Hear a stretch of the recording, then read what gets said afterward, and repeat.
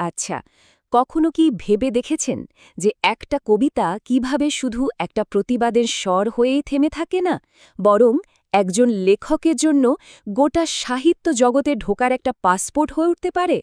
চলুন, আজ আমরা নবারুণ ভট্টাচার্যের সেই বিখ্যাত বাংলা কবিতার অসাধারণ যাত্রার গল্পটা শুনি।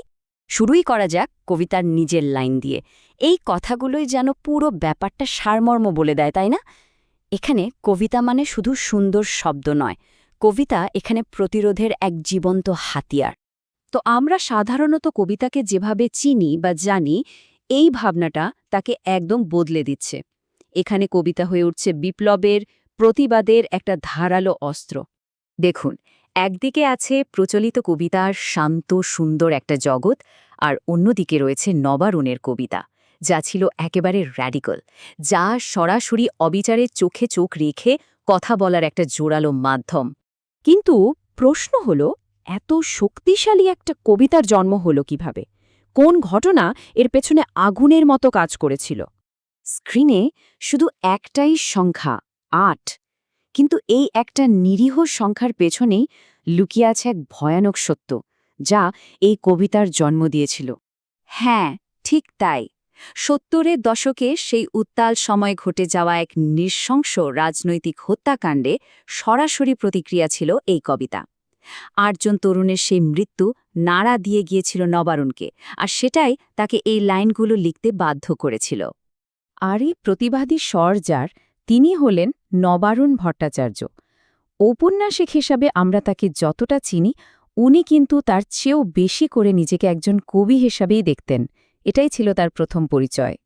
চলুন এবার কবিতাটার আরও একটু গভীরে ঢোকা যাক। দেখি এর শব্দে শব্দে কিভাবে রাগ আর প্রতিরোধ মেশানো আছে। এই লাইন দুটোই সম্ভবত কবিতার সবথেকে পরিচিত অংশ।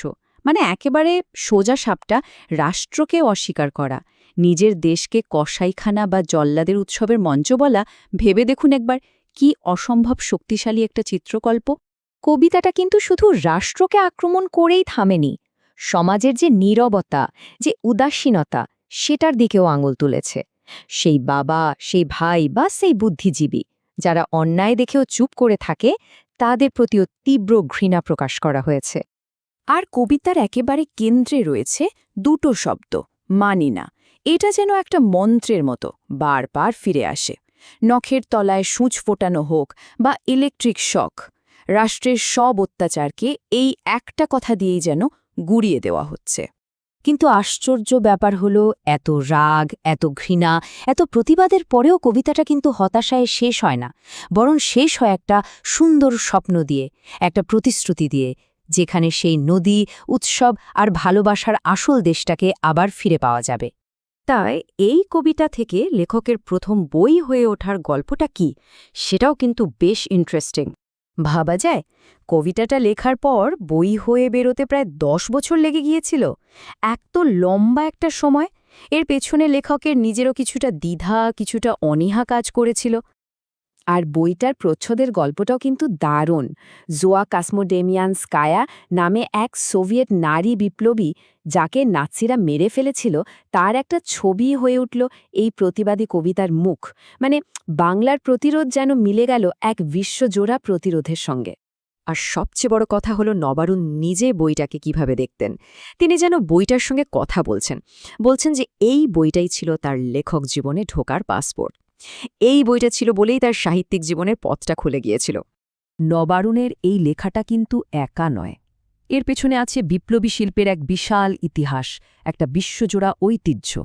তিনি নিজেকে একা ভাবতেন না, ভাবতেন নাজিম হিকমাত, লোরকা, নেরুদা, ফয়েজ, এই যে বিশ্বজুড়ে প্রতিরোধী কবিরা, তিনি সেই দলেই পড়েন।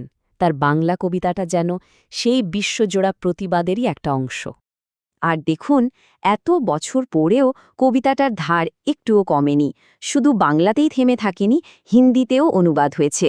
আর এর যে রক্তাক্ত ঘরানার কথা বলা হয়, সেটা আজকের দিনেও সমানভাবে সত্যি। তাহলে শিল্পী হিসাবে তার ভূমিকাটা ঠিক কি? এর উত্তরটা বোধহয় ওর নিজের কথাতেই সবচেয়ে ভালোভাবে পাওয়া যায়। একজন কবি যে পেট্রোল দিয়ে আগুন নেভানোর স্বপ্ন দেখে, এই যে আপাতবিরোধী একটা ভাবনা, এটাই হয়তো তার শিল্পের মূল শক্তি। তাহলে শেষ পর্যন্ত প্রশ্নটা এখানেই এসে দাঁড়ায়, একটা কবিতা কি সত্যি সত্যি অবিচারকে রুখতে পারে, নাকি তা কেবল আগুনে আরও পেট্রোল ঢালার মতনই পরিস্থিতিকে আরও জটিল করে তোলে? এটা কিন্তু ভাবনার বিষয়।